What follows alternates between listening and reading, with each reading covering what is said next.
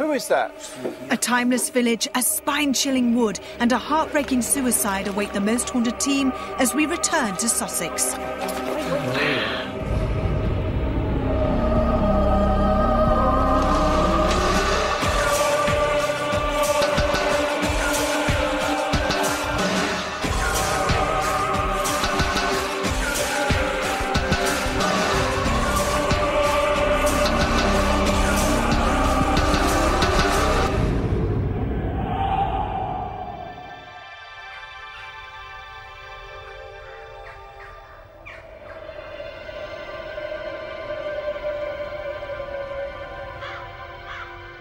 Hello, I'm Yvette Fielding, and this week we continue our marathon investigation into one of the largest places we've ever been. Welcome to Most Haunted and to the Weald and Downland Museum.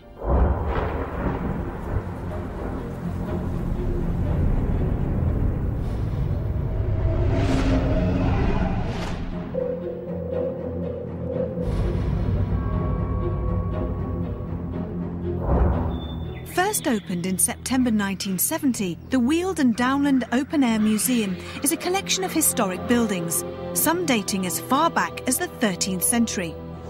Moved to this site brick by brick, many of these buildings are said to be home to strange paranormal phenomena. Today there are almost 50 buildings on a site stretching over 50 acres of countryside.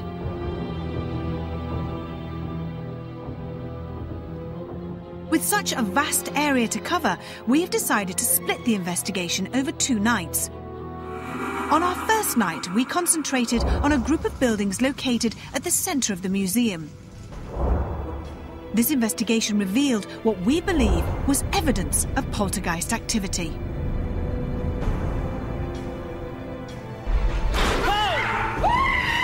Chris is saying this is not human, this is demonic. Hey. We have a message for us. What was that? What was that? What was that? It was horrible. Tonight, keen to find further evidence of spirit activity, we will be concentrating on buildings located around the periphery of Weald and Downland. Did you hear it? Oh! Excuse me.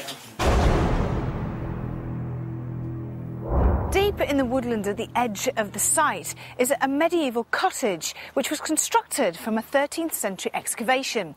Strange noises have been heard as though people are moving around. A dark figure is witnessed standing at the door, and some feel a negative presence on the approach to this very lonely dwelling.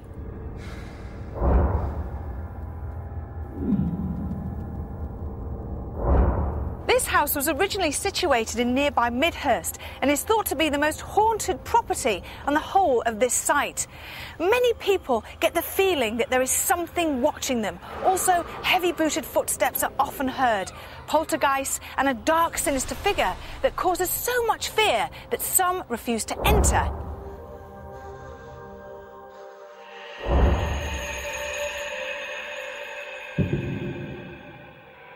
This is Wealdon House, originally from Chiddingstone.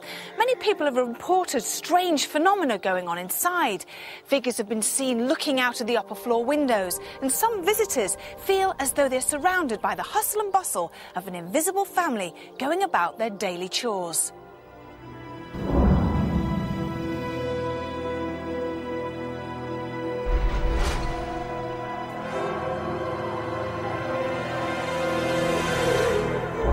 With so much that's happened already, what can we possibly expect tonight? We have 24 hours to find out.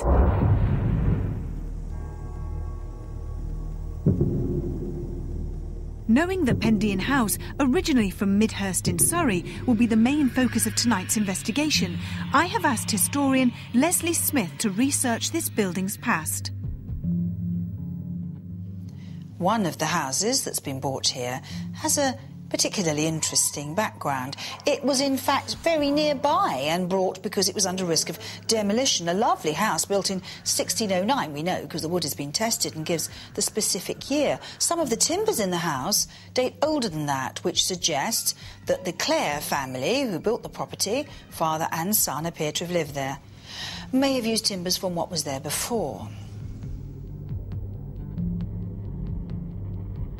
What is extraordinary is that the property, as a yeoman's house, will have had a straightforward family existence.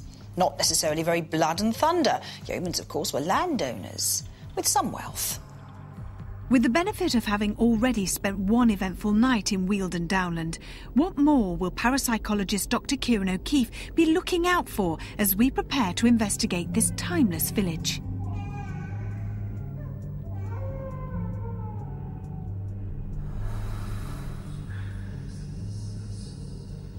I'm just hoping that we're going to, see something for ourselves, and hopefully security again. If they saw something, it would be amazing. Yeah, that would be absolutely fantastic. And given the experience from the first night, probability would dictate that hopefully similar sort of thing happens tonight. And I'm looking more for apparitional experiences, to be honest. Any light phenomena in a wooded area, even though roads may be quite far away, I'm quite sceptical, if not cynical, of, merely because we know our visual perception alters at night time.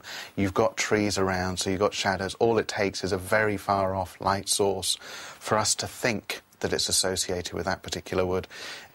In addition, our eyes start to play tricks on us. And if people are going around with torches or even just the lights off the DV cams, it can be very easy to misinterpret that. So I'm looking more for apparitional experiences as something evidential.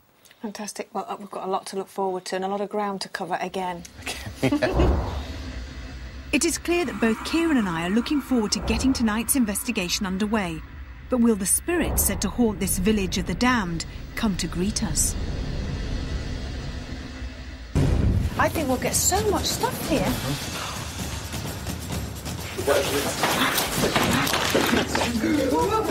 What the heck? Someone's just been thrown at us. Oh, yeah. Who is that?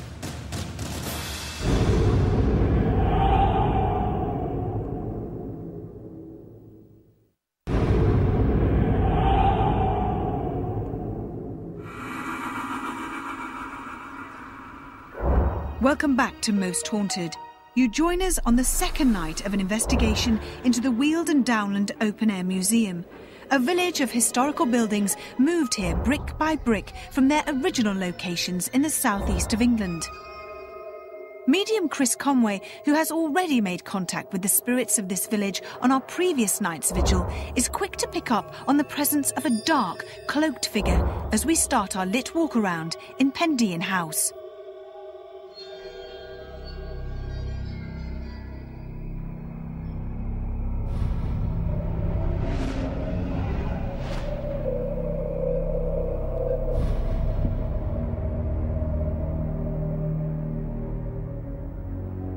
What I do sense is quite strange to the sort of setting we're in.